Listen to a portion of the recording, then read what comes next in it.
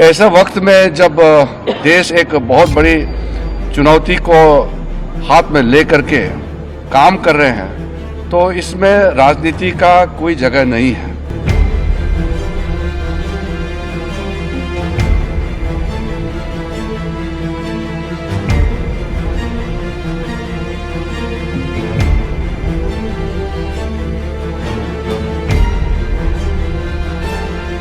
Pakistan to see citizens criticizing their own government, that is the hallmark of an open and functioning democracy. Operation Sindoor जारी है। क्या अभी भारत युद्ध में जा चुका है? क्या युद्ध शुरू हो चुका है? अभी तक इसका कोई ऐलान नहीं हुआ है और इस देश का हर जिम्मेदार नागरिक इस बात को लेकर के बहुत संजीदगी से बात कर रहा है कि देश किन परिस्थितियों में है। इस देश में हर विपक्षी दल का नेता सरकार और सेना के साथ खड़ी है कि देश की सुरक्षा के साथ, देश की संप्रभुता के साथ कोई भी समझौता न किया जाए। लेकिन ऐसे वक्त में सरकार और सेना अपना काम तो कर रही है, लेकिन भारतीय जनता पार्टी क्या राजनीति करना शुरू कर दी है? यह गंभीर चिंता का विषय है। हम इस पर विस्तार से बात करेंगे। जैसे यह चिंताजनक है कि जिस समय युद्ध जैसी परिस्थितियां बन रही हों, एक जिम्मेदार टीवी चैनल और मीडिया की जिम्मेदारी होती है कि वो युद्धोन्माद की बजाय बहुत संजीदगी और संवेदनशीलता से सरकार की दी हुई गाइडलाइन का पालन करते हुए अपनी जिम्मेदारी और अपनी भूमिका निभाए। लेकिन भारत देश की टेलीविजन मीडिया इसको कतई स्वीकार नहीं कर रही है, सरकार की गाइडलाइन को कतई नहीं मान रही है। और कल ही हमने वीडियो बना करके विस्तार से यह बात बताई, टेलीविजन चैनल लाइव प्रसारण दिखा रहे हो और सरकार कर रही है कि लाइव ऑपरेशन आपको नहीं दिखाना है। क्या भारत सरकार ने ऐसे किसी टेलीविजन को एक नोटिस दिया? क्या टेलीविजन चैनल वीडियो गेम की फुटेज को युद्ध के फुटेज के रूप में इस्तेमाल करें? किसी को एक नोटिस मिला क्या? फेक न्यूज बना करके टेलीविजन चैनल के लोग डिबेट करें, क्या उनमें से किसी को रोका गया, बैन किया गया या सो कॉज नोटिस दिया गया? क्या drones, explosions and reports coming in of severe escalation which has happened. चलवा के फिर कहेंगे फेक क्यों दिया? All right. लेकिन 4 PM न्यूज चैनल से लेकर के कई यूट्यूब चैनल बंद कर दिए गए, द वायर को ब्लॉक कर दिया गया, लेकिन टेलीविजन चैनल बिना माफी मांगे अगली बार फिर से युद्धोन्माद फैलाने के लिए सामने हाजिर है। और भारतीय जनता पार्टी के सांसद ट्वीट क्या कर रहे हैं? निशिकांत दुबे के इस ट्वीट को गौर से पढ़िए। पहले निशिकांत दुबे ने लिखा कि पाकिस्तान को अपना काला लिखना था, लेकिन काल मुंह लिख दिया है उन्होंने, ग्रामेटिकल मिस्टेक है। मुंह छिपाने के लिए कांग्रेस भी गलत लिखा है कि राष्ट्रीय अध्यक्ष मल्लिकार्जुन खड़गे जी व पाकिस्तान परस्त, अंतरराष्ट्रीय भी गलत लिखा है। लेकिन चलिए आगे बढ़ते हैं। अंतरराष्ट्रीय साजिशकर्ता भी गलत लिखा कि टुकड़े पर पल रहे देश को तोड़ने की कसम खाने वाले सोशल मीडिया व ट्विटर, फिर 2 कॉमा लगा दिया, यूट्यूबर का सहारा लेना पड़ रहा है। आज पाकिस्तानी सेना की प्रेस कॉन्फ्रेंस यही है। ये निशिकांत दुबे का ट्वीट है। पता नहीं ये ट्वीट किरण रिजिजू के उस ट्वीट की तरह डिलीट हुआ कि नहीं जो पहले किरण रिजिजू ने कर दिया था। क्या भारतीय जनता पार्टी के नेता उतनी गंभीरता और सजगता बरत रहे हैं जितना विपक्ष बरत रहा है? विपक्ष हर सर्वदलीय बैठक में शामिल हो रहा है। विपक्ष एक सुर में सरकार और सेना के साथ खड़ा है। विपक्ष पूरी जिम्मेदारी निभा रहा है। और भाजपा के नेता क्या कर रहे हैं? वो कौन सी जिम्मेदारी निभा रहे? जो आलोचना सरकार और सेना के नहीं कर रहे, उनको भी ये बंद करने की सलाह दे रहे। इन्होंने एक शब्द भी यूट्यूब चैनलों, ट्विटर और सोशल मीडिया के अलावा उनकी नहीं कही जो लाइव टेलीविजन पर फेक न्यूज दिखा रहे हैं। पाकिस्तान क्या कर रहा है, इसके जवाब देने के लिए भारत सरकार आधिकारिक तौर पर अपने 3 सबसे बड़े अधिकारियों को रोज प्रेस कॉन्फ्रेंस करवा रही। आज भी उन्होंने प्रेस कॉन्फ्रेंस किया। विदेश सचिव और सेना के 2 महिला अधिकारी ये हर दिन सरकार का पक्ष रख रही हैं, सेना का पक्ष रख रहे हैं और ये बता रहे हैं तथ्यों सबूतों के साथ पाकिस्तान ने कहां कहां हमला किया, उसके प्रमाण दे रहे हैं, और पाकिस्तान को जवाबी हमले में भारतीय सेना ने कितना क्या किया उसके सबूत वो दे रहे हैं, और उसी को देखना, सुनना और मानना चाहिए।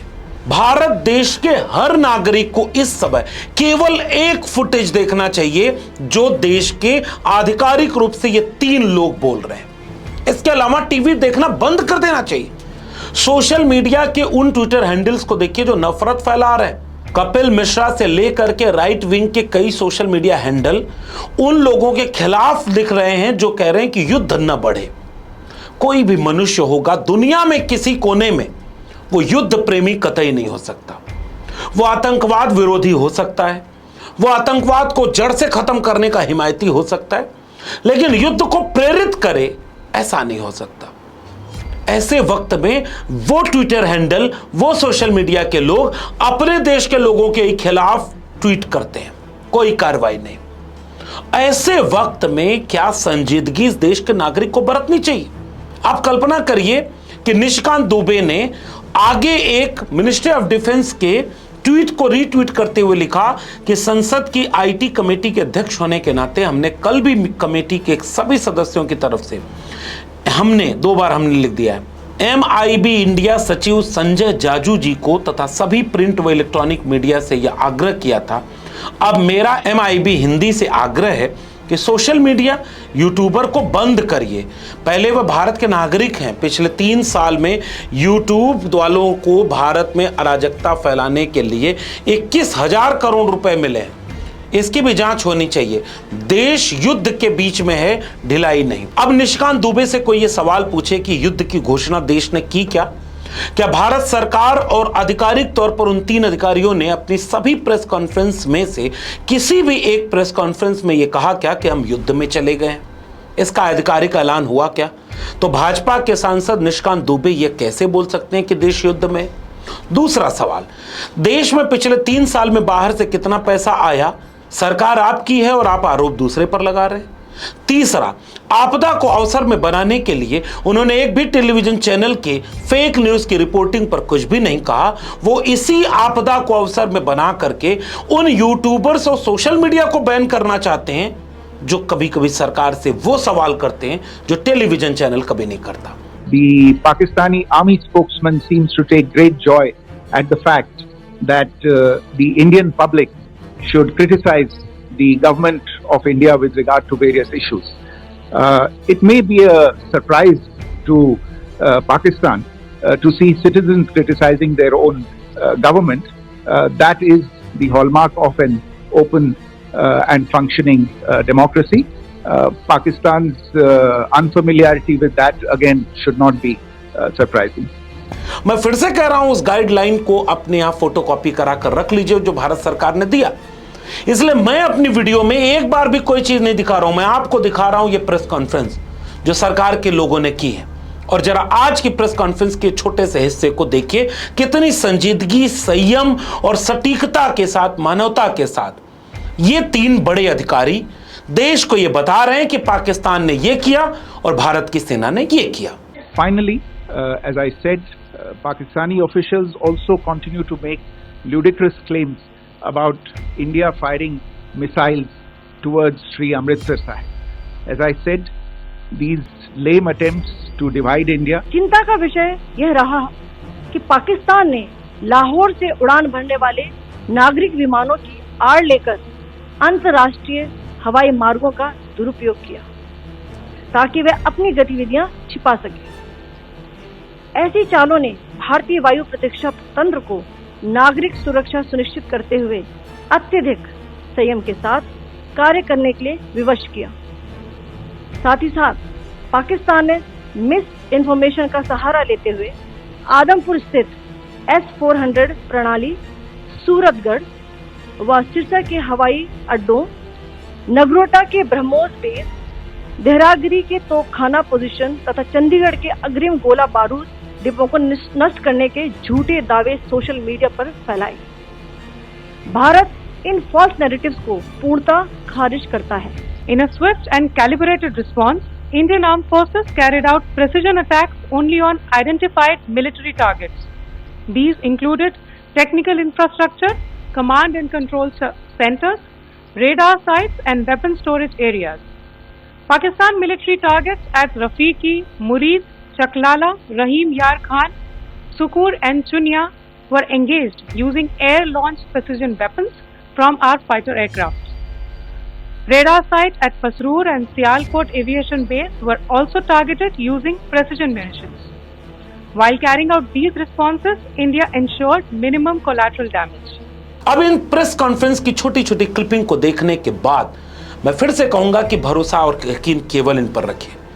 लेकिन भारतीय जनता पार्टी को आप क्या कहेंगे? भारतीय जनता पार्टी की तरफ से 10 मई 2025 की सुबह 8:50 पर बीजेपी के ट्विटर हैंडल पर एक ट्वीट किया गया। इस ट्वीट में लिखा था, the message to the enemies is loud and clear, don't mess with us. Unlike the UPA regime passivity, new India has no patience for futile peace talk. Operation Sindoor. अब जरा इस वीडियो को केवल देखते जाइएगा। भारतीय जनता पार्टी ने यह वीडियो बनाकर मैसेज दिया है कि जब तक नरेंद्र मोदी 2014 में देश के प्रधानमंत्री नहीं बने थे, तब तक 2005 में यह हुआ, 2006 में यह हुआ, 2007 में यह आतंकी हमला हुआ, 2008 में यह हुआ, फिर 10, 11, 12, 13 और साल दर साल पूर्व प्रधानमंत्री मनमोहन सिंह की फोटो और उसके बाद वो अटैक जिसमें भारत के कितने लोग मारे गए। और बीजेपी ने यह 10 मई 2025 को ट्वीट किया है। भारतीय जनता पार्टी अब देश को यह जवाब दे कि वो राजनीति कर रही है या नहीं कर रही है। क्या भारतीय जनता पार्टी से इसी समय विपक्षी दल की तरफ से कोई एक सवाल कर दे कि साल 2014 से लेकर 2025 के बीच में कितने आतंकी हमले हुए? सोशल मीडिया पर तो उसकी पूरी सूची तैर रही है। 2014 से लेकर 2025 तक कितने हमले हुए, बाहर से कितने हमले हुए, कितनी जगह पर भारत के कितने सैनिक शहीद हुए, भारत की सेना पर कितने बार हमला हुआ, क्या क्या हुआ? क्या नरेंद्र मोदी जी रोक पाए? जैसे ही यह सवाल पूछा जाएगा, उन्हें गालियां मिलेंगी, उन्हें देश विरोधी कर दिया जाएगा और उन्हें यह तक कहा जाएगा कि आप इस वक्त यह सवाल कर रहे हैं। अब जरा मैं आपको क्लिपिंग दिखाना चाहता हूं, बहुत गंभीर विषय, इसलिए थोड़ा ठहर करके देखिए, सुनिए। आप विपक्ष के नेताओं को एक एक करके सुनिए। आप राहुल गांधी को सुनिए, आप मल्लिकार्जुन खड़गे को सुनिए, आप अखिलेश यादव को सुनिए, आप तेजस्वी प्रसाद यादव को सुनिए, आप संजय सिंह को सुनिए, पूरे देश, आप असदुद्दीन ओवैसी को सुनिए। देश भर के सभी विपक्षी दल के नेताओं ने अब तक जो बयान दिए उसको सुनिए। पूरा सपोर्ट दिया हमने। जो खड़गे जी ने कहा वो सही है कि ऐसी चीजें हैं जो डिस्कस नहीं करनी है, तो बस सबने सपोर्ट। तो हम सभी जितने भी पार्टी के लोग थे, सभी ने ये बताया कि इस घड़ी में, इस संकट के घड़ी में हम सब आपके साथ हैं और आप जो काम कर रहे हैं करते रहिए और देश के हित में हम आपके साथ रहेंगे। इतनी बड़ी जो महत्वपूर्ण योजना बना रही है भारत सरकार, कोई भी पॉलिटिकल लाभ किसी दल को नहीं लेना चाहिए और किसी इवेंट को पॉलिटिकल इवेंट नहीं बनने देना चाहिए, क्योंकि आतंकवाद खत्म हो, हमारी सीमाएं सुरक्षित हों और हमारी फौज का मनोबल बढ़े। सबसे बहादुर फौज है हमारी, और दुनिया में इतनी कठिन परिस्थितियों में बहुत कम देश की फौजें होंगी जो काम करती होंगी। कहाँ सियाचिन जहाँ -डिग्री का टेम्परेचर और कहाँ -50 में काम करते होंगे लोग। तो इन कठिन परिस्थितियों में फौज जो काम कर रही हो, और इस समय जिस तरह की चीजें हो रही हैं, उस समय हम सब लोगों को फौज का साथ और जो सरकार फैसला ले रही है उसके साथ। जब भी देश की सुरक्षा की बात आएगी, देश की बात आएगी, तो पूरा देश एक साथ खड़ा है, चाहे पक्ष हो या विपक्ष हो, हम सब लोग एक। अब इन वीडियोस को सुनने के बाद आधिकारिक तौर पर किरण रिजिजू को सुनिए, जो इस बात की तारीफ कर रहे हैं कि हमने, सरकार ने और रक्षा मंत्री राजनाथ सिंह ने देश के इस एकजुटता की सराहना की है। हमने मीटिंग में सबको बधाई दी है कि पूरा देश इस संकट के समय एकजुट होकर के सरकार और सेना के साथ खड़ा है। गंभीर विषय था, इसलिए सबने गंभीरता से अपने बात को रखा है।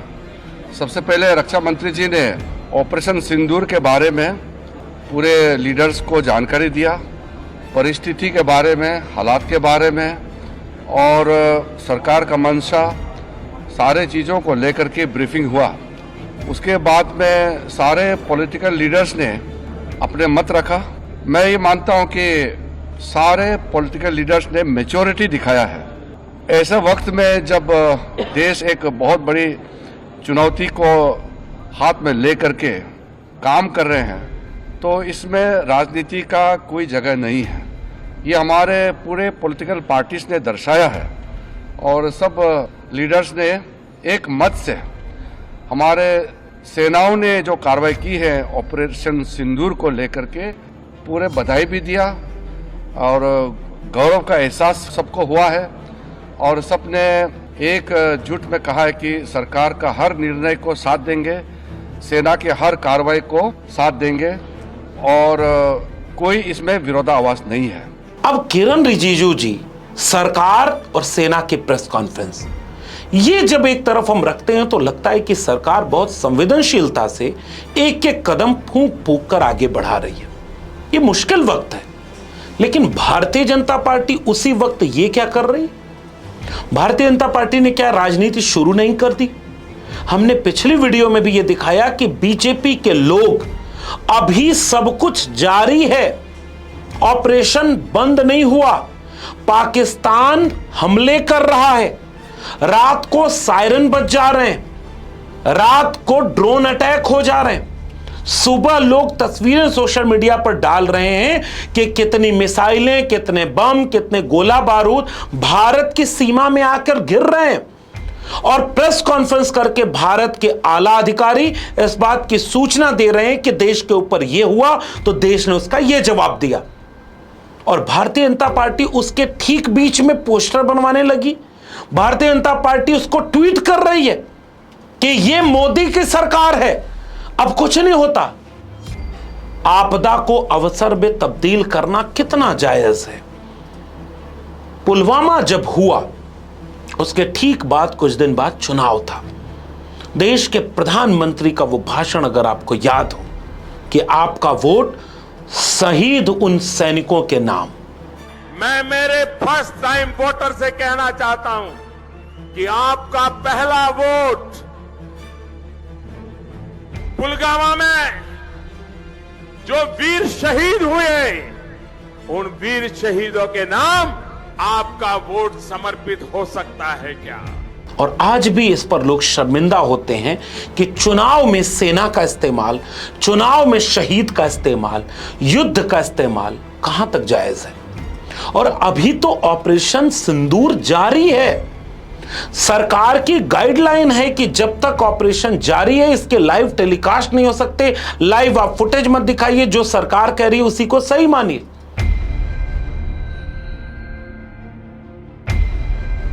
ठीक उस वक्त में भारतीय जनता पार्टी ये ट्वीट कर रही है। इसका जरा जवाब आपके पास हो तो बताइएगा। युद्धोन्माद पैदा करके देश को एक तरफ इस दिशा में जारी किया जा रहा है और दूसरी तरफ अभी वो संकट का काल जारी है और बीजेपी ये कर रही है। एक बार सोच कर बताइए, यही काम विपक्ष कर देता, prime time debate television channel करता कि सरकार कहां खड़ी है और देखिए देश संकट में और विपक्ष राजनीति कर रहा है। और देखिए ये क्या कर रहे हैं। अब जरा टेलीविजन चैनलों के इतिहास में एक इस शख्स को देखिए। डीडी न्यूज भारत सरकार के पैसे से चलता है, सरकारी है, और उस पर बैठा एक पत्रकार नुमा लिबास पहना ये शख्स, कभी इसकी पत्रकारिता पर फिर कभी बात होगी, लोग शर्मिंदा होंगे कि ये भाषा और ये शैली और ये सरकार की चापलूसी। उस शख्स ने जो खबर चलाई, जो डिबेट की, उसकी हेडलाइन आप गौर से देखिए। भारत तैयार पर घर में कितने गद्दार, और 3 लोगों की फोटो लगा दी है। क्या ये राजनीति नहीं थी? फिर बाद में उसने ट्वीट डिलीट किया। उसने कार्यक्रम किया नहीं किया, कार्यक्रम के बारे में सब सूचना डिलीट हुई। अगर तुम सही थे तो तुमने डिलीट क्यों किया? और अगर डिलीट करने वाली बात तुम लिख रहे हो तो इसकी जवाबदेही किसकी है? देश इतनी संजीदगी और संवेदनशीलता के दौर में क्या इस तरह के रवैयों को स्वीकार करने के लिए तैयार है? क्या इन्हें पत्रकार आप मान सकते हैं? क्या इस देश में अब ये नहीं हो जाना चाहिए कि बंद करने का, लगाम लगाने का टेलीविजन चैनलों पर कोशिश होनी चाहिए, लेकिन निशिकांत दुबे से लेकर के भाजपा और आरएसएस के ट्रोलर रात दिन किसको गाली दे रहे हैं, जरा गौर से देखिए। इसलिए मैं आपसे ये अपील और गुजारिश करने आया हूं, सरकार की गाइडलाइन को फॉलो करिए। वो उनके खिलाफ कभी नहीं जाएंगे जो सरकार का काम कर रहे हैं, लेकिन अगर कोई उस गाइडलाइन से थोड़ा भी दाएं बाएं हो, कब उसका यूट्यूब चैनल बंद हो जाएगा, कब उसके ऊपर मुकदमा हो जाएगा, कब उसको ट्रोल कर दिया जाएगा और कब उनके बोलने के अधिकार को भी छीन लिया जाएगा, कुछ भी भरोसा नहीं है। इसलिए गाइडलाइन का फॉलो करिए और गाइडलाइन को प्रिंट कराकर घर घर बांटिए। अगर आप सोशल मीडिया चलाते हैं, मैं फिर से अपील कर रहा हूं, सरकार की गाइडलाइन के पालन के हिसाब से चलिए। वो फुटेज दिखाइए जो सरकार जारी कर रही है, वो फुटेज दिखाइए जो सरकार के हिसाब से वैध है, और वो सारी सूचनाएं दीजिए जो वो 3 बड़े अधिकारी इस देश को प्रेस कॉन्फ्रेंस करके ये सूचनाएं दे रहे हैं। लेकिन नजर बनाए रखिए कि राजनीति शुरू किसने कर दी है, और जो युद्ध जैसे माहौल के बीच में राजनीति शुरू कर दिया है, वो बाद में क्या करेगा? याद रखिएगा मेरी बात को। ये शांत हो जाएं परिस्थितियां, लगाम लगे। एक तरफ पाकिस्तान को आईएमएफ पैसा दे रहा है, दुनिया की बड़ी बड़ी ग्लोबल लेवल पर ताकतें लग गई हैं कि युद्ध हो जाए और युद्ध से विनाश हो। भारत सरकार और सेना उसका उचित जवाब ढूंढ रही है, लेकिन ये कौन लोग हैं जो इस पर राजनीति कर रहे हैं? जरा इसको सोच करके आप बताइएगा, और आपके पास इन बातों का जवाब हो तो हमें नीचे कमेंट बॉक्स में जरूर बताइएगा। आप भी इस देश के नागरिक हैं, सतर्क रहें, संयमित रहें, शांत रहें। और आज सुबह सुबह हमारे एक मित्र जो आजमगढ़ के रहने वाले हैं, वो सेना के जवान हैं, और उन्होंने एक छोटा सा मैसेज भेजा। उस मैसेज को केवल आपके सामने रख रहा हूं कि ड्यूटी कैंसिल हो गई है, हम जा रहे हैं सीमा पर, ये गांव, ये खेत खलिहान, आप इसकी हिफाजत करना। हम जैसे देश के हर एक नागरिक सेना के अपने जवानों के, क्योंकि वो भी गरीब किसान मजदूर के बच्चे हैं, उस देश के बच्चे हैं, सब सुरक्षित लौटें, सब महफूज हों, सब सुरक्षित रहें, हम इसकी दुआ करते हैं। क्योंकि जब वो शहीद होकर के लौटते हैं तो पता नहीं ये खबर कितनी सही है या गलत, उनको रिसीव करने कौन खड़ा था उत्तर प्रदेश में, और क्या हुआ ये तो मीडिया वाले खुद बता रहे हैं। ये आंसुओं का सैलाब जब कोई शहीद होकर लौटता है तो रोके नहीं रुकता, लेकिन हाँ, वो अपने देश के लिए, अपने देश की सुरक्षा के लिए प्रतिबद्ध और कटिबद्ध है। अब 25 साल हो गए मुझे रिटायर। अब आप ये हैं तुम्हारे? हाँ, वो तो मैंने बाबू से कह दिया, तू 4 साल में जिंदा बना रहा तो सूरज कर दूंगा मैं, बस। ये तो मैं सब प्रॉमिस करता हूँ। अब आपको अब कोई चीज बताने की जरूरत ही नहीं है। लेकिन झूठे, मक्कार और फेक न्यूज फैलाने वाले, राजनीति करने वालों को पहचानिए और सजग रहिए। उन 3 प्रेस कॉन्फ्रेंस करने वाले अधिकारियों को ही सुनिए, और सरकार जो वीडियो बना के भेज रही है उसे ही सही मानिए। संयम रखिए, धैर्य रखिए और शांत रहिए। आपका इस पूरे प्रकरण पर क्या कहना है नीचे कमेंट बॉक्स में जरूर बताइएगा। अगर अब तक आपने मेरे चैनल को सब्सक्राइब नहीं किया है तो इसे सब्सक्राइब जरूर करिए। बेल आइकॉन दबाएंगे तो अगली किसी वीडियो की सूचना मिलेगी, ज्वाइन करेंगे तो हमें आर्थिक मदद मिलेगी। अगर आप इस वीडियो को ट्विटर यानी एक्स या फेसबुक पर देख रहे हैं तो हमें फॉलो करना मत भूलिए। फिर मिलेंगे, तब तक के लिए बहुत बहुत धन्यवाद।